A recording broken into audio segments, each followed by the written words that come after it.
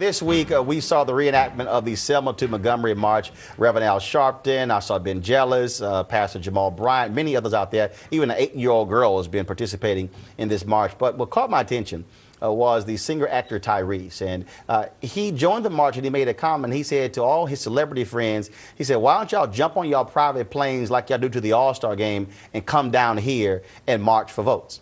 He also called upon them to step up and say something about voter suppression going on in this country and the need for black folks to get registered. And I thought about that after my recent interview with Harry Belafonte and others. And let's talk a bit about your perspective on, do we have celebrities today who are that willing to speak to this kind of issue, or are they afraid of that check and potentially losing it? No, I don't think people. I mean, I know somebody may not like what I'm going to say. I don't know the significance and the impact that these marches have anymore. I don't understand whether or not there are enough people that are listening and watching to whether a march is going to encourage someone to be aware, or whether the issue of voting or whatever they're talking about. I think celebrities make a lot of contributions to many things that are very important and vital in their communities. I don't think you can judge them by necessarily whether they go and participate in a march or whether they fly out on their private plane. To Armstrong's point, I do agree, and many will be shocked when I say this. I think a lot of what you said made sense. But the problem between, say, the 60s and today is today the march is something in and of itself. In the 60s, the march was part of a larger program. Right. And what is missing now is the larger program. And so sort of the what's next. Part of what's next and what are we doing right now? Right. So to march in and of itself without that being tied to a grassroots effort, a sustainable grassroots effort that is going on outside of just the 2012 election, that is where so much of this is missing. But I appreciate the Tyrese raising the question, because in 2008, we saw folks like Mary J. Blige, we saw Beyonce, we saw Jay-Z, we saw Diddy, we saw so many other folks who were wrapped up in this campaign of President Barack Obama. They literally on voting day during primaries were going to polling places, encouraging people not to get out of line. But what happened after the election? There you go. Where'd they go? And so I think that one of the points Tyrese is sort of raising is that when you have 34 states across the country that have actually passed voter ID laws, when you have potentially folks who are young folks, black folks, Hispanic, elderly, not being able to vote, what he's saying is use that celebrity voice when it comes to this issue, and where are you in this battle? George Clooney once said to me when we were involved in the whole Darfur Sudan issue that celebrities have something called a celebrity credit card. Right. And we just got through talking about credit cards. And they can use that credit card to draw attention. You know, let's get real. If I once had Coretta Scott King say to me, if I had a nickel for every Negro that said he was on or she was on a march with Martin Luther King Jr., she'd be a millionaire. The majority of people never marched. It was always a few thousand. Right. We make it look in that small television screen like it was the majority of people. It wasn't the majority of celebrities. And oftentimes the celebrities, they weren't like the Harry Belafontes or the Tony Bennetts that went out there, or the Dick Gregory's. They did it often quietly behind the scene, making contributions. Harry Belafonte used to bring them to their house because they paid a price.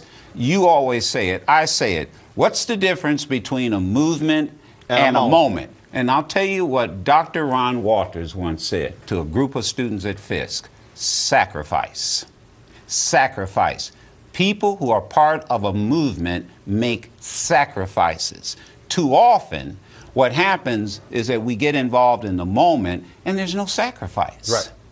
Sonya? Well, I mean, we also have to take into account that in a political season like the one we're in, typically the celebrities get engaged late in the game, especially black celebrities, because black voters are not courted actively until late in the game when their bodies are needed for the turnout. to be the margin of victory in select places because they're not large enough as a population. I just sway the vote. I just think to Tyrese's point, don't just show up when it's that election, when you're on camera. And I think he's raising an important point because I've seen him and others in terms of step up over the last several years on other issues. Marches are one thing, but let's get back to what Joe is talking about. Who's giving money? Who are the donors? There have been several serious fundraisers for President Obama recently, and a lot of celebrities have attended those. Have been donors to his campaign. Right, and I'm just simply saying let's go beyond just the fundraising, get involved on the issues. I do want to go to this point because we lost Congressman Donald Payne this week, 77 years old, died of colon cancer. And Joe, a lot of people, they hear these other people in these Sunday morning news shows talking about foreign policy, but this was somebody who was very involved when it came to foreign policy, Ireland, but also the continent of Africa. He was Mr. Africa. There was no ifs, ands, buts about it. You could sit down with Donald Payne, and he could tell you the name of every African head of state on that continent. He knew the issues. Last time I saw Donald Payne was at the Independence Day of South Sudan. And I have said this publicly, there would not be a new country of South Sudan had it not been for Donald Payne. Long before George Clooney got involved in it, he was on Darfur. And he worked closely with them on that issue. Man, you want to talk about missing somebody. Donald Payne is someone that I would say I had a very good relationship. I remember when Bush was involved with Africa, how Donald Payne was a part of that legislation, that billion-dollar plan. He didn't care about the politics. He cared about the issues. He cared about advancing the causes in Africa. I remember when he told the story about when he was in Darfur, and the president encouraged him not to go, and they were on the tarmac, and these crazy rebels started firing guns, shooting up airplanes. I think Somalia. And he almost died. He was willing, even after the president and the State Department said don't go, he was willing to sacrifice his life for what he believed in. Well, that's why we wanted to give Congressman Donald Payne his due. The first African-American member of Congress from New Jersey, and the only African-American, and so he certainly will be missed, and that's why we wanted to honor him here in Washington Watch. He also was willing to talk to reporters about Africa policy in a way that a lot of people did not in this town, and that was vital. Let's see who replaces him when it comes to issues of Africa.